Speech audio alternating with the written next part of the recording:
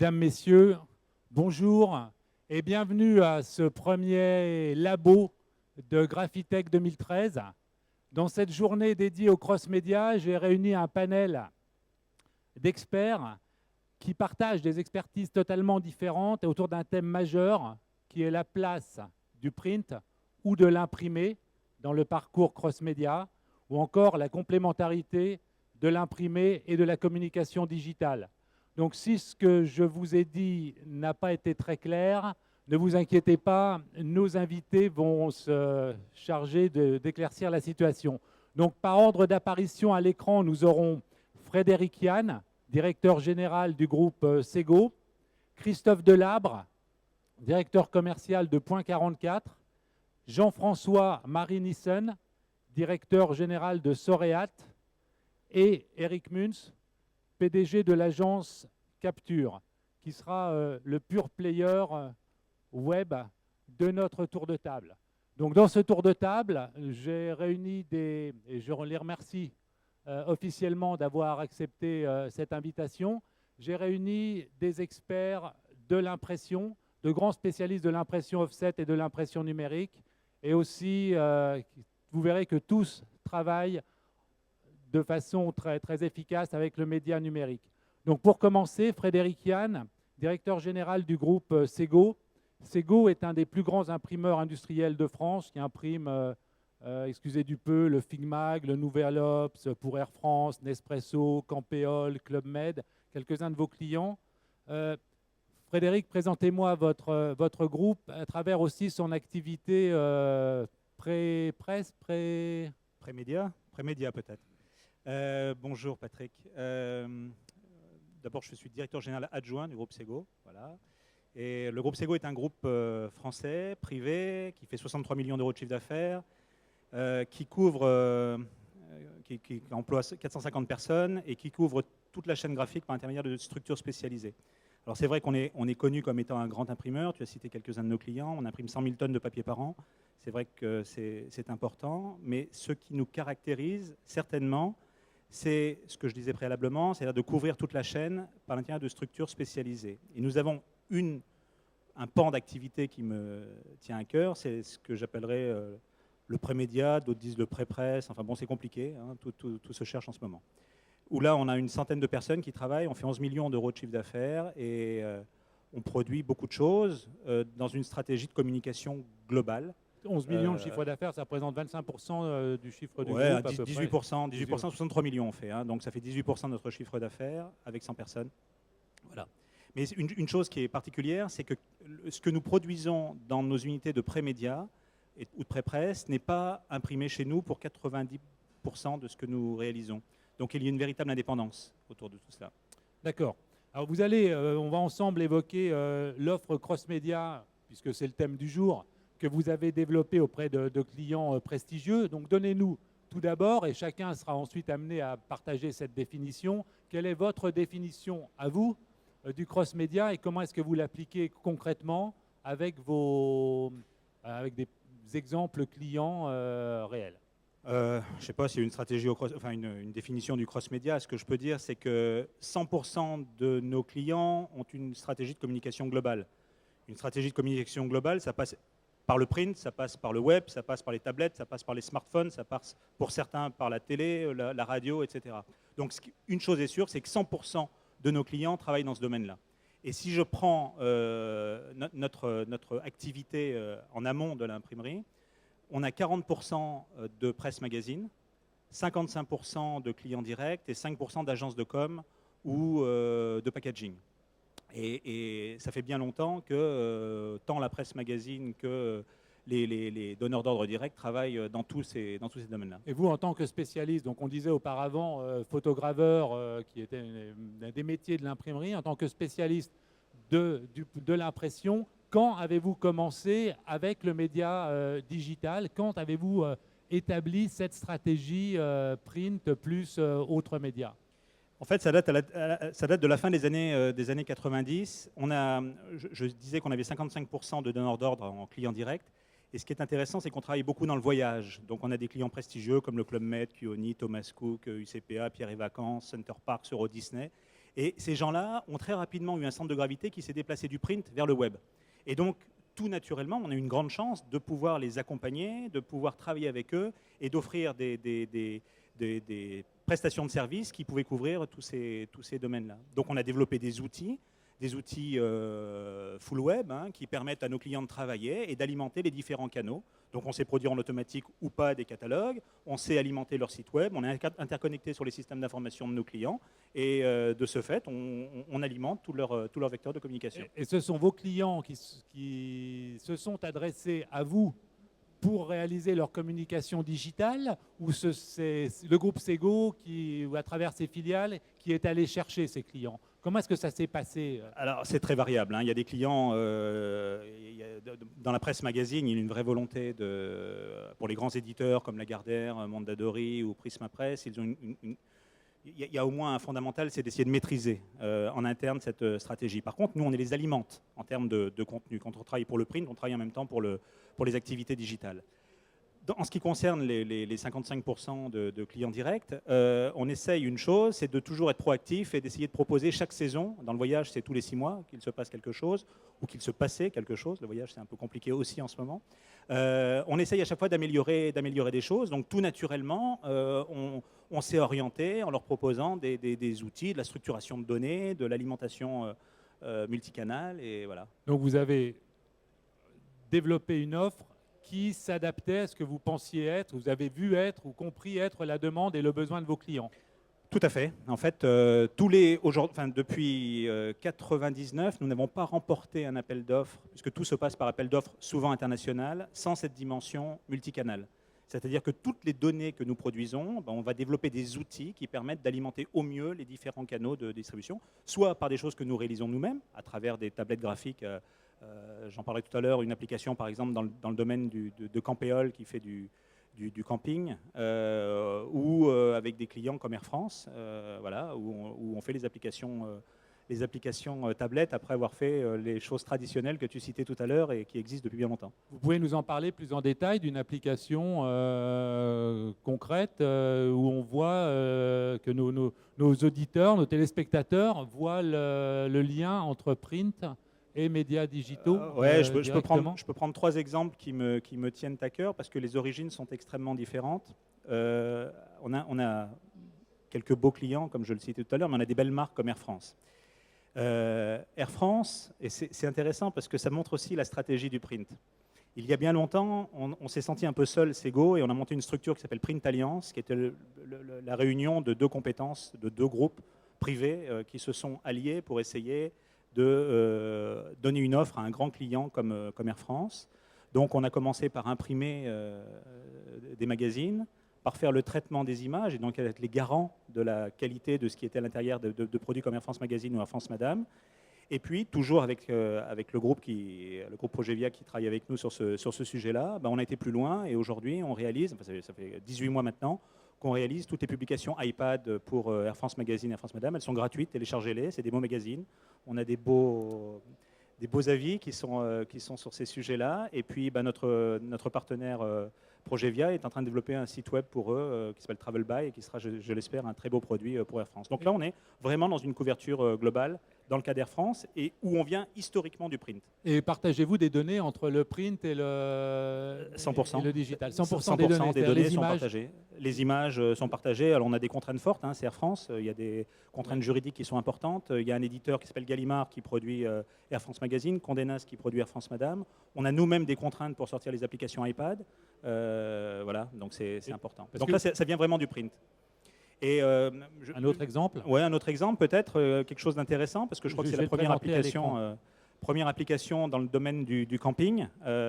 C'est aussi une application gratuite, également sur iPad. On est en train de développer les applications smartphone, qui sont c'est pour Campéole, qui voulait passer au-delà du print, qui avait une première expérience dans le domaine des smartphones qui n'était pas très efficiente, et qui voulait avoir plus de buzz, et on vient de lancer une application iPad pour eux avec des liens sur les réseaux sociaux, avec des liens sur leur site web pour commander, et voilà. Donc ça, on est vraiment dans le domaine on faisait le pré-média pour eux, on faisait des catalogues, et puis comme on a une qualité de service et on est des facilitateurs en fait pour ces clients-là, tout naturellement, on a mis en place cette structure.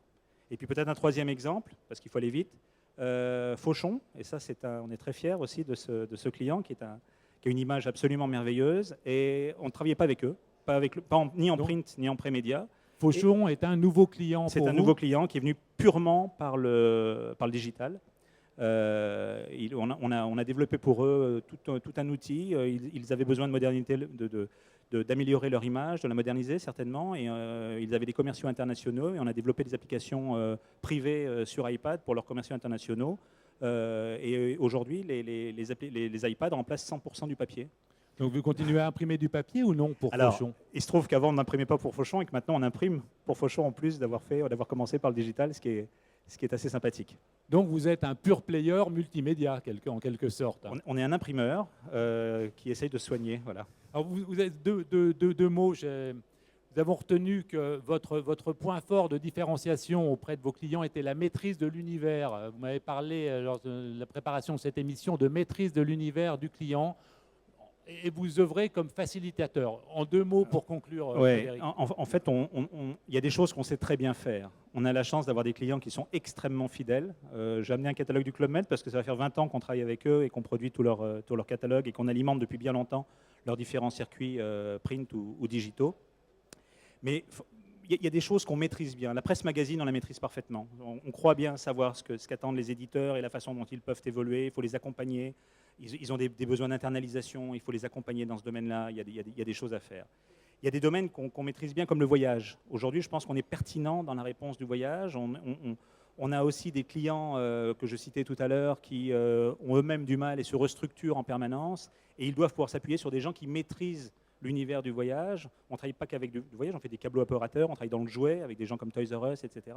Et on sent bien qu'on est des partenaires autour de tout cela et qu'en fait, ils cherchent un minimum, de diversifier un minimum les intervenants. Voilà. Et donc, ils nous posent souvent des questions. Est-ce que vous pouvez aller? Ok, on y va. Et donc, on a avancé avec eux en amont de ce qu'on faisait initialement. C'est-à-dire qu'on a développé une agence de créa, et voilà, on a développé la partie agence, exé, développement d'applications, développement de systèmes d'information, interconnexion sur les systèmes d'information, et puis l'aval, parce qu'il demande aussi d'aller plus loin et d'assurer la production. Donc vos métiers, c'est l'impression bien sûr, la finition, le pré-média bien sûr, la création, le conseil, l'accompagnement, et en termes de ressources humaines, vous en sortez comment?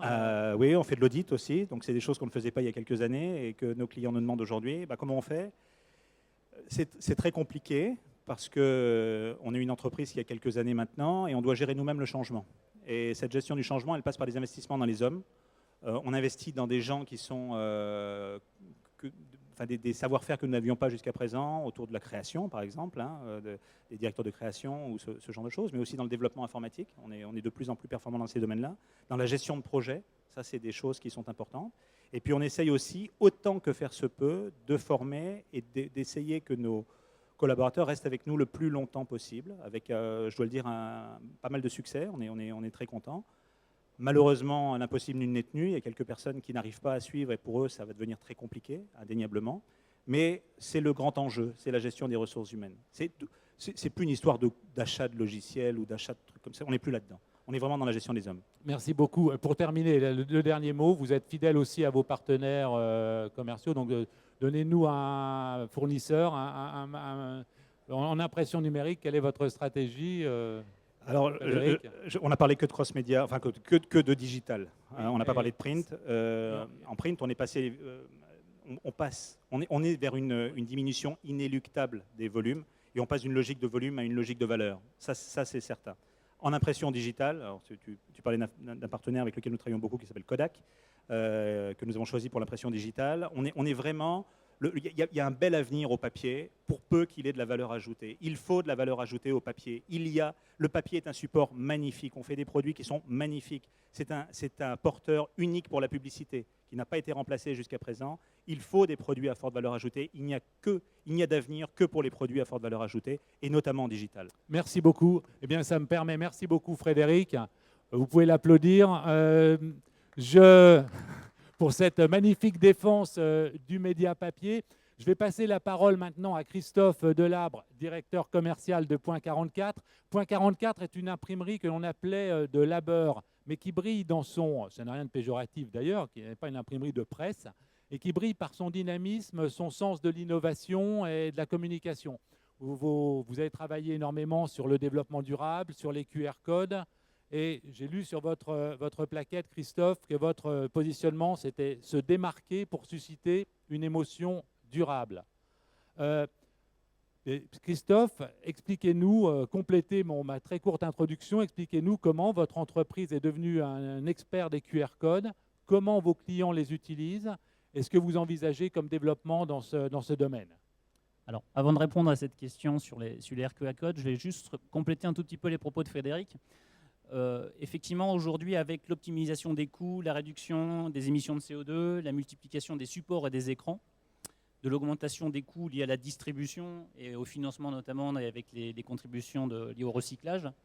Effectivement, nombre de nos clients, annonceurs, ont la tentation, parce que les budgets ne sont pas extensibles non plus, de réduire la part du papier dans leur plan de communication. Et on le voit bien, aujourd'hui, effectivement, le support print, dans le meilleur des cas, est limité, voire supprimé, au profit effectivement de publications digitales notamment.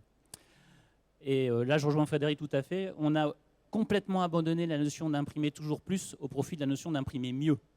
Et la question que se posent aujourd'hui les imprimeurs, c'est effectivement, en tant qu'imprimeur conseil fabricant, quel élément de valeur ajoutée je vais pouvoir apporter au support papier en distillant des conseils en éco-conception, en éco-impression, pour ne pas faire le document de plus, mais un document qui va vraiment susciter de l'émotion, créer, éveiller les sens, parce que c'est la force du papier. On le dit rarement, mais le papier, effectivement, on a le toucher, on a la vue.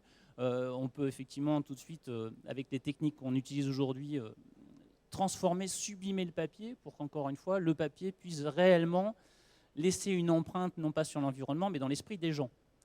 Et oui, la force du papier, c'est que ça permet de faire vendre, ça crée du trafic en magasin, ça fidélise. Il y a tout un tas d'applications. Aujourd'hui, le papier reste indispensable dans les stratégies de communication.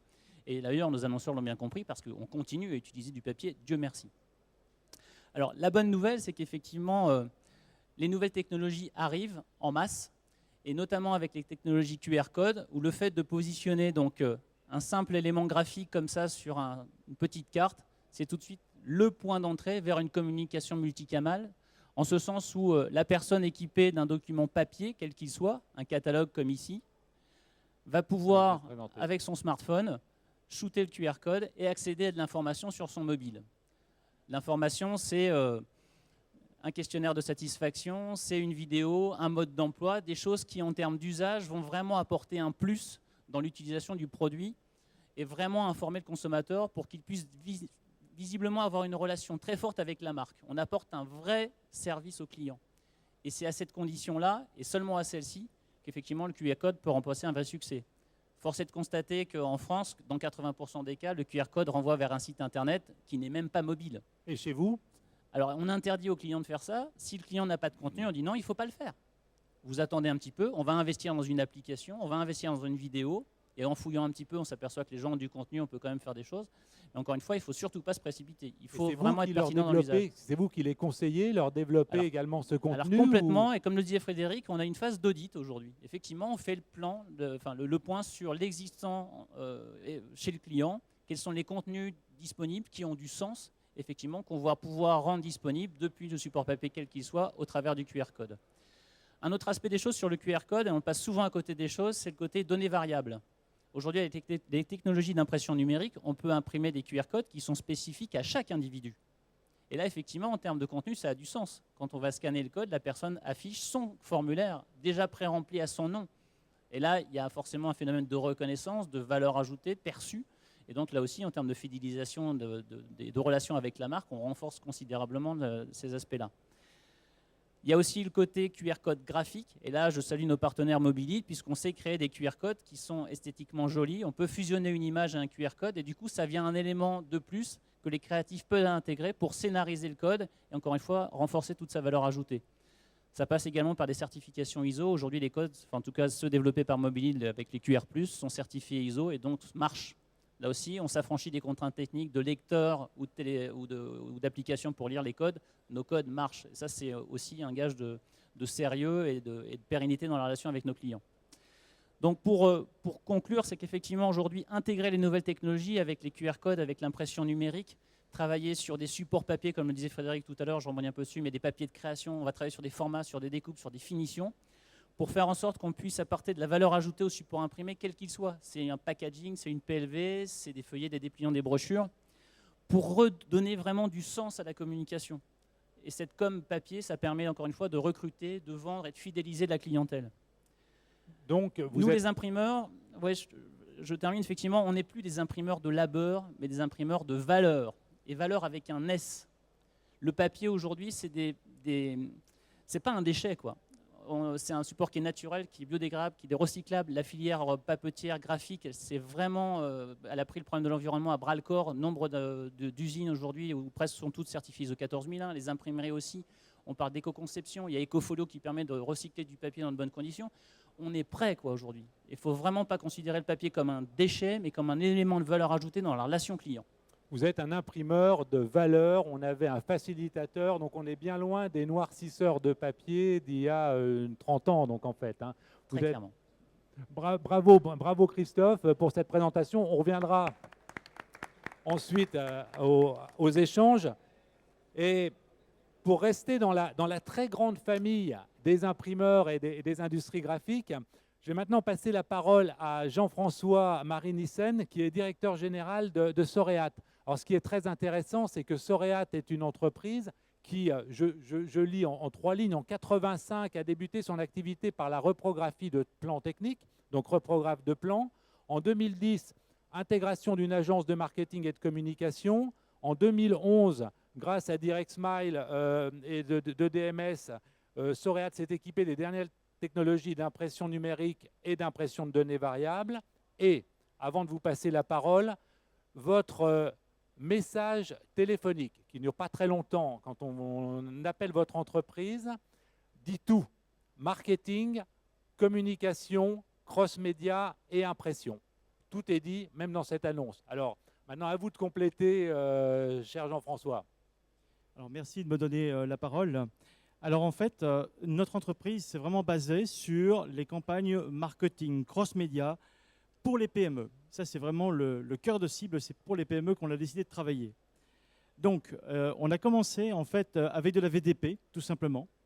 De la VDP. De la VDP, vous pouvez préciser, c'est l'impression de données variables. L'impression de données variables, tout à fait, pour des clients qui souhaitaient faire du print classique. Donc, nous avons commencé avec ces outils sur des presses numériques pour répondre à des campagnes de marketing direct, mais déjà avec un niveau de personnalisation, avec quelque chose qui soit déjà personnalisé et parfois même individualisé. Mais ce sont vos clients qui vous ont consulté directement ou c'est vous qui les avez fortement incités à utiliser ces médias de communication? Alors, on leur a montré un petit peu ce qu'on était capable de faire sur la donnée variable. On leur a montré qu'en fait, il y avait un passage très important entre l'époque où il y avait du marketing direct avec du repiquage d'adresses classiques que l'on a connu il y a très longtemps, et aujourd'hui, les capacités que l'on a grâce aux outils graphiques de pouvoir véritablement personnaliser le contenu du document. Et à cette époque-là, on parlait de documents print. Et c'était dans notre tête qu'un document, c'était évidemment print. Après, nous avons évolué vers le cross-média. C'est-à-dire qu'on a commencé à considérer le document non pas comme un support papier, mais comme un support d'information. Et ce support d'information, nous avons souhaité l'utiliser sur différents médias. Et nous l'avons utilisé aussi bien par SMS que par email, qu'en print ou que sur le web avec des portions de parties web entièrement personnalisées, ce qu'on appelle des PURL. Et ceci en direction des petites et moyennes entreprises. Vous avez même développé des offres cross-média pour les PME, 3 offres packagées, basique, online et full, et tout ça de Saint-Dié dans les Vosges. Et oui, même à Saint-Dié-des-Vosges, on fait des choses fantastiques. Effectivement, alors on a commencé à travailler dans les offres PME parce qu'on s'est rendu compte que c'était un segment de marché sur lequel finalement il n'y avait pas beaucoup d'offres. L'offre de cross-média était surtout dédiée à des entreprises beaucoup plus importantes. Et là, on s'est demandé si on pouvait avoir une réponse pour des PME. Donc on a commencé à travailler avec ces PME et on a packagé en fait véritablement des offres qui nous permettent de démarrer des offres cross-média clés en main sur quelques jours. sur quelques jours, et quel type de PME? Pouvez-vous nous donner des exemples des applications de clients? Est-ce que vous proposez à une ou deux PME type référence?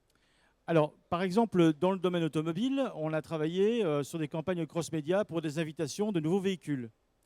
Nous avons travaillé, alors quand je parle du monde automobile, je ne parle pas des constructeurs, je parle des agents. Bien sûr, Les agents sont des PME. ou des Voilà. agents. Plutôt les agents, les concessionnaires dépendants de la marque. Dans le monde, par exemple, de la distribution, nous avons des clients qui fabriquent et font du négoce dans le domaine des fenêtres, de la fermeture, des portails, etc. Là, nous éditons carrément des catalogues personnalisés, à la volée, en fonction d'informations qui sont saisies sur une tablette. Le commercial, chez son client, définit le projet. Nous allons imprimer à la demande du catalogue et nous allons le router chez son client, avec en plus une possibilité au client final de pouvoir partir sur le web et continuer son aventure et garder ce contact qu'il a avec son commercial. Mais vous êtes très proche donc, de vos clients et surtout vous êtes très proche. Enfin, d'ailleurs, c'est un point commun entre tous les témoins de cette table. Vous êtes très proche des données de vos clients. Ils n'hésitent pas à les partager avec vous? Non, ils n'hésitent pas à les partager à partir du moment où ils ont confiance, à partir du moment où on leur explique qu'on héberge les informations, quand elles sont hébergées, elles répondent à des critères légaux, bien sûr. Il y a la CNIL, il y a un ensemble de choses qui sont gardées. Et donc, à partir de ce moment-là, ils savent que nous avons un contrat de confiance. Il est évident que nous sommes d'abord des gardiens, au fond, des gardiens de quantités impressionnantes de données. Donc, il s'agit pour notre métier vraiment d'être très prudent sur son utilisation. Bien sûr. Et comment est-ce que ça fonctionne? Quels outils et quelles compétences, encore une fois, avez-vous dû développer à partir de la reprographie de plans pour en arriver là? Et à quels outils techniques utilisez-vous? Donc, on a commencé effectivement avec les outils de VDP, donc de type XMPy, voilà. Ensuite, on est passé sur une partie plus cross-média avec DirectSmile. Donc, avec DirectSmile, nous avons entamé une collaboration assez importante puisque non seulement nous utilisons les outils pour la partie campagne, c'est-à-dire la gestion et le pilotage des campagnes, mais maintenant nous avons aussi développé tout un département applicatif. C'est-à-dire qu'aujourd'hui, nous fournissons des applications métiers contenant des composantes cross-média intégrées. C'est-à-dire, par exemple? Par exemple, aujourd'hui, nous avons une application qui permet de faire de la commande en ligne de sandwichs pour la restauration rapide. Donc ça permet d'éviter les files d'attente chez certains clients, mais ça permet aussi aux points de vente de pouvoir générer automatiquement des campagnes cross-média, email, SMS personnalisées et même individualisées en se basant sur ce moteur cross-média DirectSmile. Très bien. Et dernière question, en termes de, est-ce que ça rapporte? Alors, quel est le ROI pour vos clients, le retour sur investissement, et quelle est la rentabilité pour votre entreprise? Regrettez-vous cette diversification, Monsieur de Maristen? Alors, bien sûr, on ne regrette absolument pas cette diversification. Mais tout d'abord, je voudrais dire qu'en termes de rentabilité, il y a bien une chose qui est très factuelle, c'est que le cross-média et l'utilisation de plusieurs canaux, donc je dirais mathématiquement, les médias étant utilisés à plusieurs niveaux permettent d'avoir des taux de retour très importants. Nous constatons aujourd'hui sur des campagnes marketing cross-média, utilisant du SMS, de l'email et des sites web personnalisés, d'avoir des taux de retour 5 à 10 fois supérieurs à des campagnes marketing non adressées. Mais il n'y a rien de magique, on est bien d'accord. Il s'agit bien d'un empilement de médias. Il est important de noter aussi que les consommateurs, aujourd'hui, ne sont pas tous attentifs aux mêmes médias. Et c'est ça la force de l'outil cross-média. Le print, aujourd'hui, est un outil magnifique. Le papier reste un produit extraordinaire, sur lequel on fait passer des messages qu'on n'arrive pas nécessairement à faire passer sur la partie digitale. Certes. Et ça s'adresse aussi à une certaine catégorie de clients. Elles peuvent être différentes. C'est vrai que nous constatons que certaines campagnes marketing cross-média ont plus de succès avec la partie print, par exemple, que la partie email, ou l'inverse, ça dépend. Donc le fait de travailler sur du cross-média fait que l'intérêt, l'attractivité du client, sa sensibilité est touchée par ces différents médias. Donc la rentabilité est meilleure. Et vos clients le reconnaissent? Absolument. Absolument, parce que nous avons les outils. Nous travaillons avec des métriques aujourd'hui. Nous avons pour habitude de dire que ce qui ne se mesure pas ne vaut rien.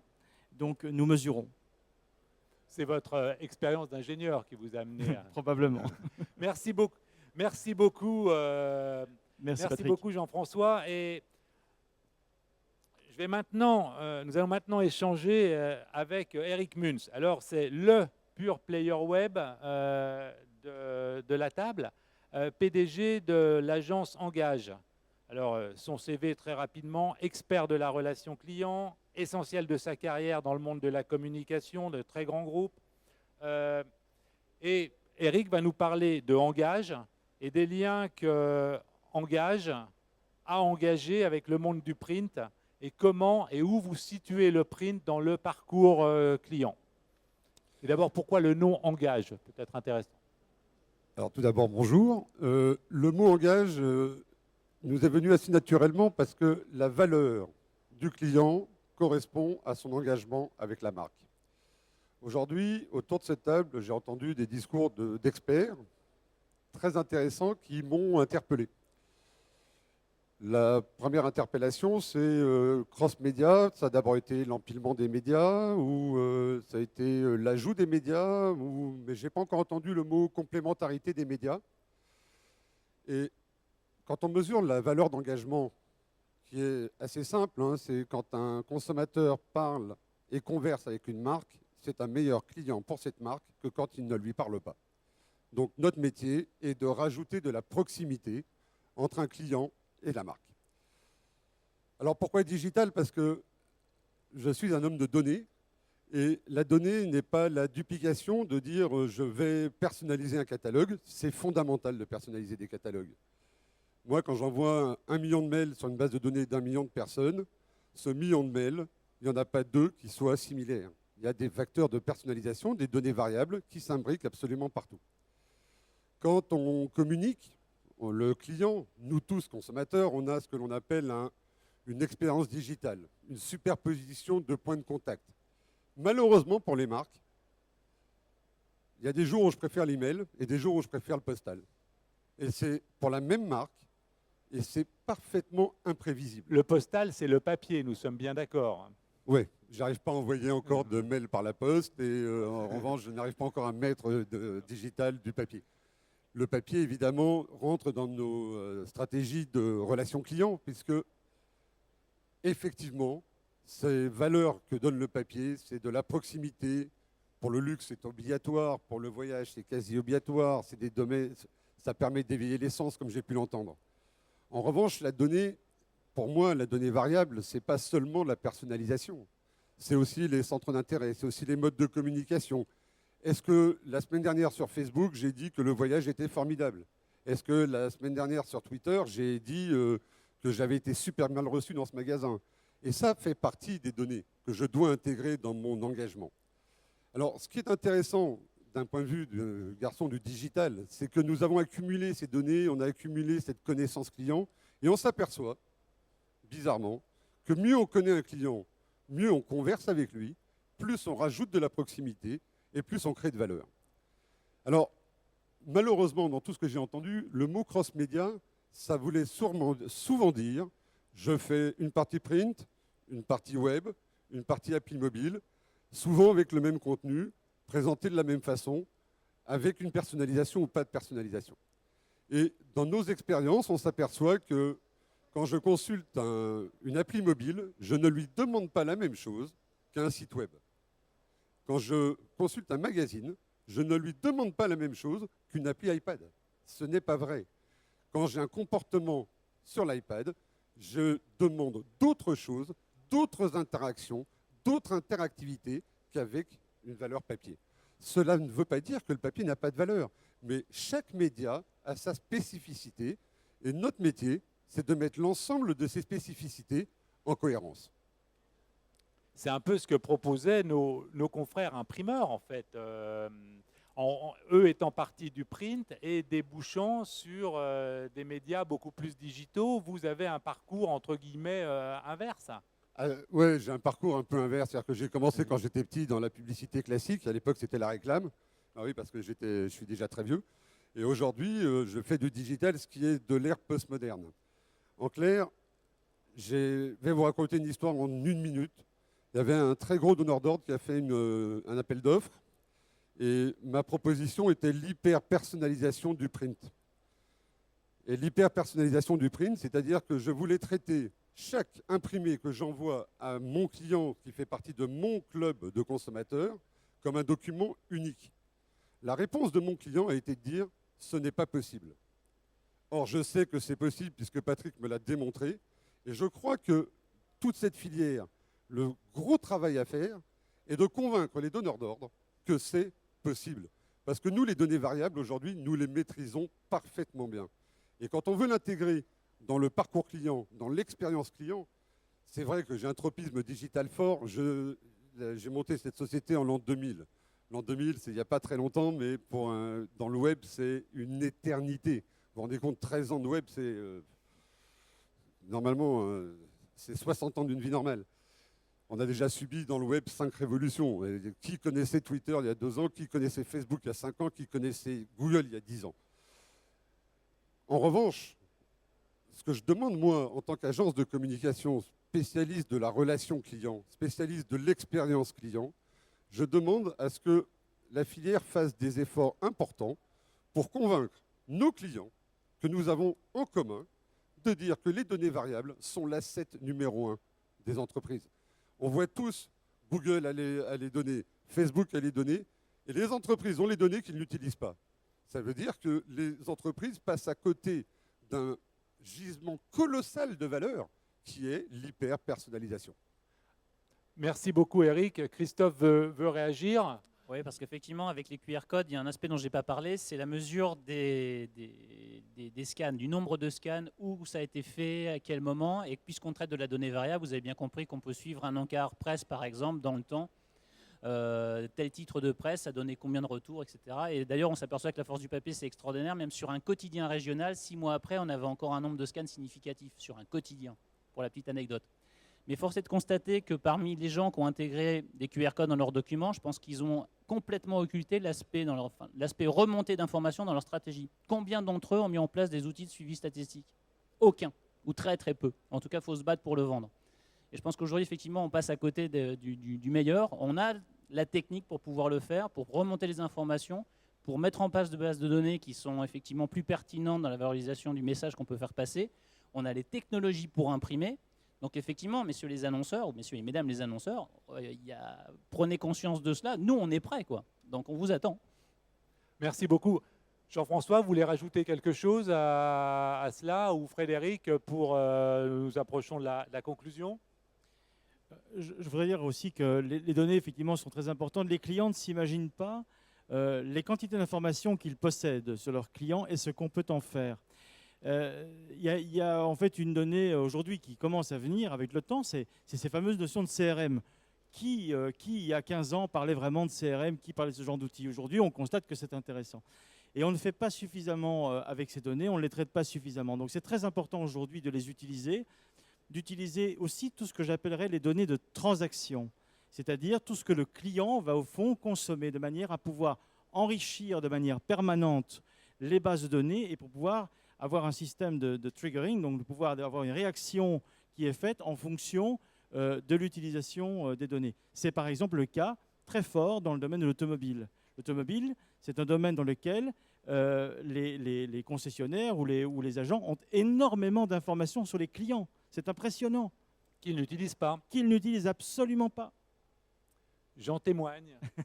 Et donc, vous devriez être des facilitateurs de façon à ce que ces clients puissent utiliser tout ce que disait Eric, toutes ces assets, donc ces richesses, excuse-moi Eric de traduire, les richesses qui sont contenues dans les données de vos clients. Frédéric Je partage 100% de l'analyse, 100%, mais on a encore du boulot, on est là sur Graphitech, et j'engage les donneurs d'ordre, les agences, d'aller voir les constructeurs de machines à imprimer, parce qu'on peut travailler sur de la valorisation, de la personnalisation de très haut niveau, dans l'embellissement avec de la vraie variable dans ce domaine-là. Il y a des choses magnifiques qui sont présentées sur les stands. Et nous, imprimeurs, là je me mets ma casquette d'imprimeur, on ne communique pas assez sur ce qu'on est capable de faire avec du papier en lien avec les données de nos clients ou que nous gérons ou que les agences gèrent pour les clients. Donc allez voir ce que font les constructeurs et faites des beaux produits. Il y a moyen de faire des choses extraordinaires, bien au-delà de ce qu'on voit au quotidien. Merci Frédéric, parce qu'effectivement, Pour la petite histoire, Point 44 vient faire l'acquisition d'une machine numérique pour déposer des couches de vernis 3D et en traitant de la donnée variable. Donc oui, on pourra imprimer le nom de la personne et en plus appliquer une petite couche de vernis en 3 dimensions sur le truc. Donc oui, c'est extraordinaire. C'est un bel exemple. Donc, en fait, le but et la vocation de tous vos outils, c'est d'avoir à la fois le contenu et la forme du document qui en fasse son unicité et sa valeur, et la valeur pour la marque, en quelque sorte. Moi, je crois beaucoup à la notion d'imprimer objet. Et je dis toujours à mes clients, OK, vous avez un projet d'imprimer, vous voulez faire un imprimé, alors OK, c'est un imprimé de plus, ou est-ce que vous êtes prêt à vous démarquer? Et dans ces cas-là, comme par hasard, on arrive à trouver des solutions pour effectivement, on va sûrement imprimer moins, mais on développe plus de valeur ajoutée, et du coup, il y a de l'impact, un retour sur investissement qui est là. Et au fait, la dimension plaisir, quoi. On a innové ensemble, et ça, c'est juste génial. On construit une vraie relation. Oui, d'ailleurs, il y a une vraie question, à mon avis, à se poser dans les prochaines années. Aujourd'hui, on fait de la donnée variable sur le print, etc. On a tous les outils nécessaires. Tout le monde autour de la table est d'accord avec cela. Moi, je voudrais quand même voir ce qui va se passer dans les 5 prochaines années avec les sociétés de packaging. Je voudrais savoir comment on va être capable de faire mieux qu'une marque de boisson gazeuse très connue aujourd'hui qui nous sort des étiquettes avec simplement le prénom dessus. Je voudrais savoir quand on sera capable de gérer la donnée variable de bout en bout, y compris avec la logistique qui permettra de faire atterrir le bon produit chez le bon client avec la bonne donnée variable. Eh bien, rendez-vous à Graphitech 2015. Un mot de conclusion d'Eric, mais très très court. Non, c'est pas en termes de conclusion, c'est que Si. avant le packaging, non, j'ai plutôt envie de poser une interrogation plutôt qu'une conclusion, puisque j'ai envie de poser la question de dire la mise en cohérence, est-ce que ça passe par le packaging, est-ce que ça passe par l'édition, est-ce que ça passe par la digitalisation, et est-ce que ça passe par la relation? Et que l'ensemble de ces points de contact, il est largement temps de ne plus les faire les uns après les autres, mais les uns au complément des autres, et que là, on va vraiment créer une vraie valeur. Absolument, et on décloisonne, et Graphitech 2013 et encore plus Graphitech 2015 sera dans cet objectif. Messieurs, merci pour votre participation, merci à l'assistance, et bien à très bientôt pour un prochain labo.